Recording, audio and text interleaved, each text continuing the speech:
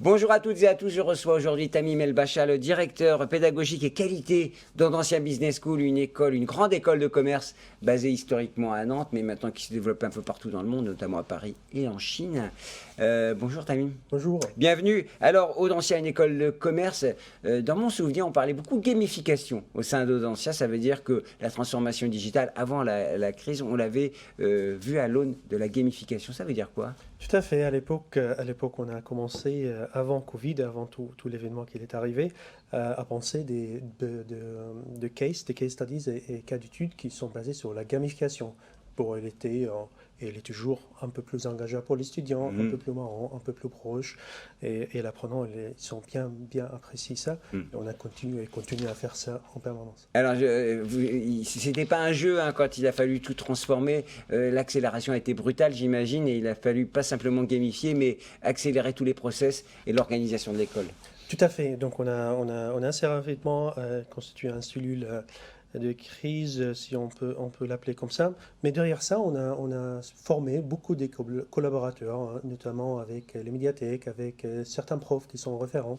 Donc, on a eu 21, 25 profs et autres collaborateurs, en plus que nos ingénieurs pédagogiques pour soutenir l'aller en ligne, la transformation qu'on a fait assez rapidement.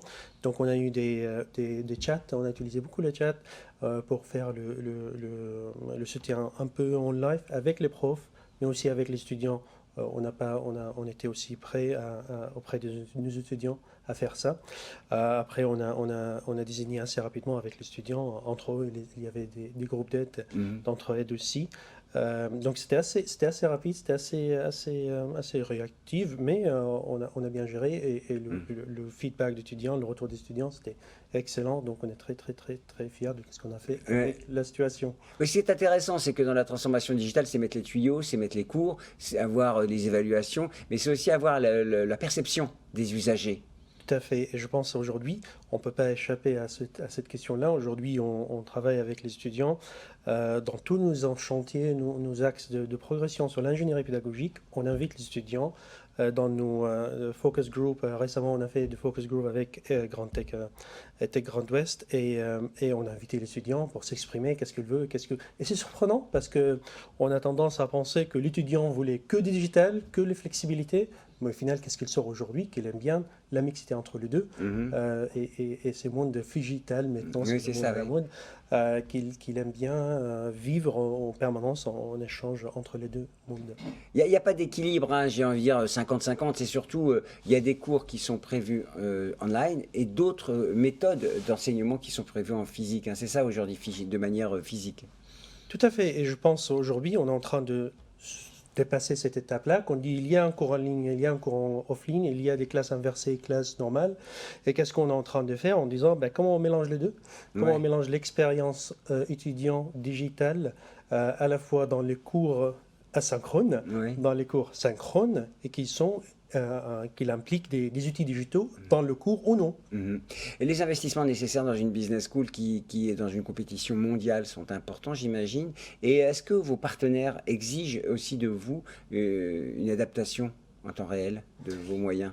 Alors, il y a toujours, c'est vraiment une discussion qui est très intéressante parce qu'aujourd'hui, après le Covid, on voit une évolution très forte dans les tech et on parle, et il y a beaucoup d'outils, beaucoup de startups et beaucoup des outils qui sont déjà établis dans le marché. Donc, on parle LMS, LXP et tous ces outils-là. Et je pense qu'il y a toujours une discussion et c'est très important Mhm. quand on discute l'utilisation, Les usages? l'usage, merci, l'utilisateur et comment on adapte l'outil pour qu'il sert à la pédagogie qu'on cible. Mm. Alors, vous êtes installé en Chine, hein, donc ça a été très important puisque la Chine était fermée hein, avec ces masters et ces MBA que vous proposez sur site. Et j'imagine que ça a été utile, cette capacité justement à former à distance. Cette nouvelle génération d'étudiants, est-ce qu'elle elle a trouvé son compte dans tous ces formations à distance? Alors, je pense oui. Dans la première vague qu'on a se transformé, et on allait en ligne pour assurer la continuité pédagogique.